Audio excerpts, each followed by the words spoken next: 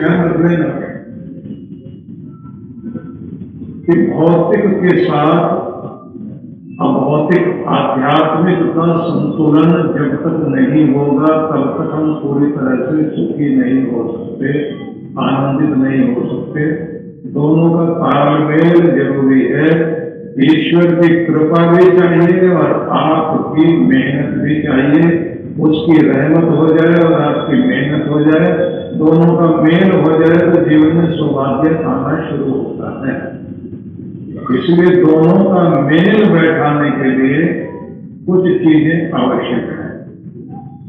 तो सबसे पहले तो हम शुरुआत करते हैं कि थोड़ा जीवन आध्यात्मिक भी होना चाहिए। और अगर आध्यात्मिक नहीं है तो अधूरापन रहेगा।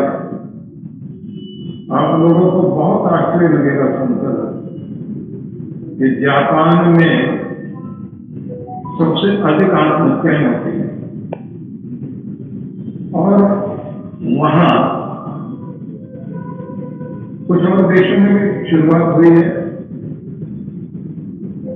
कि खुशहाली के लिए भी, खुशी का भी एक डिपार्टमेंट बनाया गया और उसके लिए भी मिनिस्टर बनाए गए। खुशी का मंत्रालय बनाया गया। आत्महत्या न करें लोग, इस पर नियंत्रण पा सकें, इसके लिए भी मंत्रालय बनाया गया। जापान में तो 3 मंत्री एक डिपार्टमेंट के बार बार बदले गए क्योंकि लोग आत्महत्या बहुत कर रहे हैं। उनके पास बाहर के साधन बहुत है, मकान भी है, जमीन है, जायदाद है, रुपया पैसा है, भीतर से खुशी नहीं है। अकेलेपन का की समस्या बड़ी भारी है। मंत्रालय में एक इस बात के लिए भी काम हो रहा है कि लोग अकेलापन न फील करें। लोनलीनेस के लिए कि व्यक्ति जो है अपने आप को बहुत अकेला न फील करे, उसके लिए अलग से बहुत सारे डिपार्टमेंट के साथ अधिकारी रखे गए हैं। इससे ये समझ में आता है कि दुनिया भर में जो प्रयोग हो रहे हैं उन प्रयोगों से लोग इस बात को जरूर समझें कि हम बाहर की चीजों की तरफ दौड़ रहे हैं कि हम खुश हो सकें, लेकिन जब तक भीतर से हमारे अंदर खुशी नहीं आए, शांति नहीं आए, संतुलन नहीं बने, धैर्य नहीं हो, बर्दाश्त करने की ताकत ना हो, समस्याओं का सामना करने की ताकत ना हो, तब तक आप अपने जीवन को खुशहाल नहीं कर सकते। जिन लोगों के अंदर समस्याओं का सामना करने की और धैर्य रखने की ताकत नहीं होती, बहुत जल्दी घबरा जाते हैं। इसलिए सबसे पहले तो हम ईश्वर की कृपा की बात करना चाहिए कि भगवान की कृपा भी जीवन में चाहिए। और यही एक सर्वे में बात सामने आई कि दुनिया में वे लोग जो ईश्वर पर विश्वास नहीं करते और जो विश्वास करते हैं, जो नहीं विश्वास करते उनकी आत्महत्या की दरें ज्यादा है, डिप्रेस ज्यादा है, तनाव से ग्रस्त वे लोग ज्यादा है। और जिन लोगों को ये लगता है कि कोई ताकत है जो मेरा ख्याल रखेगी, मैं अपने आप को उसके सुपुर्द करता हूं, थोड़े दिन की बात है, जरूर कृपा हो जाएगी, मुझे धीरज रखना चाहिए, मेरा भगवान मेरे सिर पर है, मेरा हाथ वो पकड़े हुए है, जरूर कृपा करेगा, मुझे धैर्य रखना चाहिए, बुरे दिन आए हैं तो अच्छे दिन भी आएंगे, कृपा होगी। ये जो विश्वास उनका भगवान के प्रति बना रहता है, इसके सारे आदमी आगे जीवन काट लेता है, भगवान बन जाता है। तो भगवान का विश्वास बहुत जरूरी चीज है, भक्ति जरूरी चीज है। लेकिन वो विश्वास होने के साथ भी हम किस तरह से कौन सी चीज करें जिससे कृपा बने।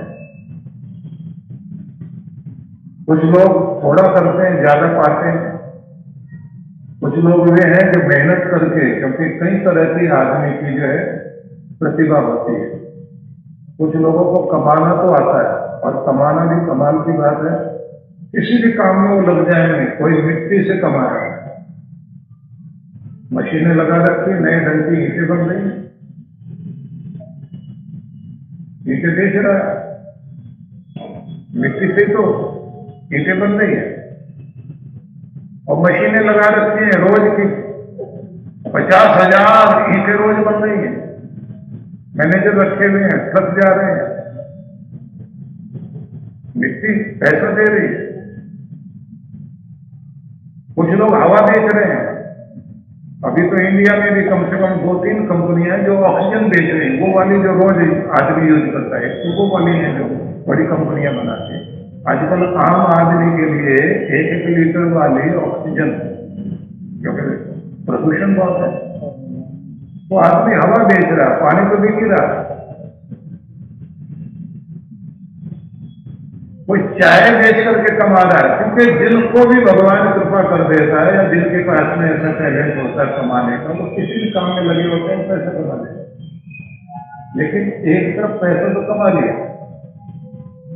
दूसरी तरफ हार गए। फूल की सारी पंखड़ियां खिले, तब फूल पूरी तरह से खिला हुआ दिखाई देता है। आपकी जिंदगी के सारी चीजें ठीक हों, तब आपकी जिंदगी में खुशहाली आती है, तब आपका सौभाग्य आता है। इसलिए स्वास्थ्य भी होना चाहिए, आर्थिक संपन्नता भी होनी चाहिए, घर में प्रेम भी होना चाहिए, और पति पत्नी में तालमेल भी होना चाहिए, सामाजिक सम्मान भी होना चाहिए, ईश्वर की कृपा भी होनी चाहिए। कोई ना कोई हुनर भी ऐसा आना चाहिए कि अगर पैसा हाथ से चला भी जाए तो आदमी अपने हुनर के बल पर दोबारा खड़ा हो सके। तो पहली चीज है कि ईश्वर की अनुकंपा की आवश्यकता है। इसके लिए क्या करेंगे, जो मैं बताऊंगा उसे आप लोग ध्यान से सुने, और कल से नहीं, आज से शुरुआत कर लें। अगर आप चाहते हैं कि ईश्वर की कृपा, उसका कृपा कवच आपके साथ बना रहे, क्योंकि जब उसका हाथ आपके साथ है तो फिर डरने की कोई बात नहीं है। तो उसका हाथ और उसका साथ कैसे मिले? पहला नियम, आपको हर दिन नियमित जीवन जीने के लिए अनुशासित होने की जरूरत पड़ेगी। अनुशासित होने से मेरा मतलब ये है, सोने जागने का नियम बना लीजिए, और अपने दिन का प्रथम समय परमात्मा को अर्पित कीजिए।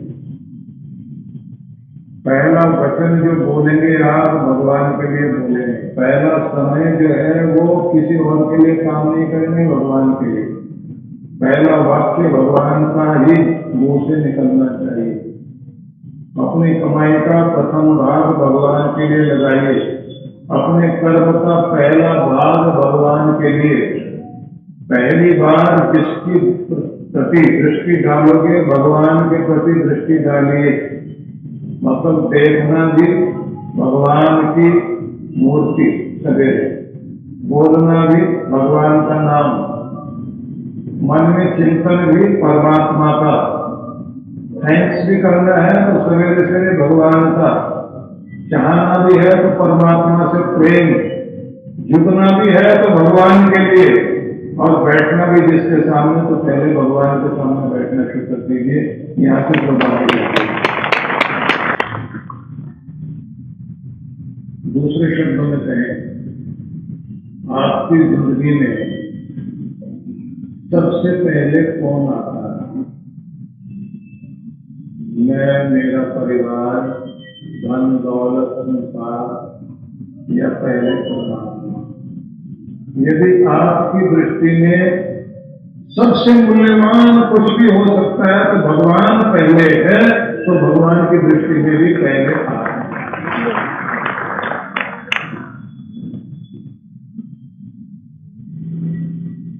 दूसरी बात, रात को सोते समय इसे याद करके सोना चाहिए। चिंताओं को, दुनिया को, दुश्मन को, दोस्त को, धन को, अन्य चीजों को, या फिर जिसने जिंदगी दी, जिसकी कृपा होगी तो नींद भी आएगी, चैन भी मिलेगा, शांति भी आएगी, मुस्कान भी आएगी, सुलाएगा तो जगाएगा भी जो। अगर आखिरी ध्यान सोने से पहले उसका है तो वो भी आपका ध्यान रखेगा, उसका हाथ आपके सिर पर रखेगा। तो आपके लिए प्रथम और आखिर, आदि भी अंत भी कौन होना चाहिए? भगवान। सोने के समय आखिरी विचार और जिसके आगे समर्पित हो जाए, जब आप नींद लेने लग जाए तो अपने प्रभु को ही अपने आप को समर्पित करके सोना। अगर आप चाहते हैं कि प्रभु आपका हाथ पकड़े, आपका सौभाग्य बना रहे, आपकी पगड़ी सुरक्षित रहे, आप कितने भी दुर्भाग्य के बीच अपने कर्मों के कारण जी रहे हो, लेकिन फिर भी जो आपको संभालता रहे, आप पर कृपा करता रहे, अगर वो कृपा पाना चाहते हैं तो नियम यही है कि जागते समय भी और सोते समय भी आप अपने आप को भगवान से जोड़ना सीख जाइए।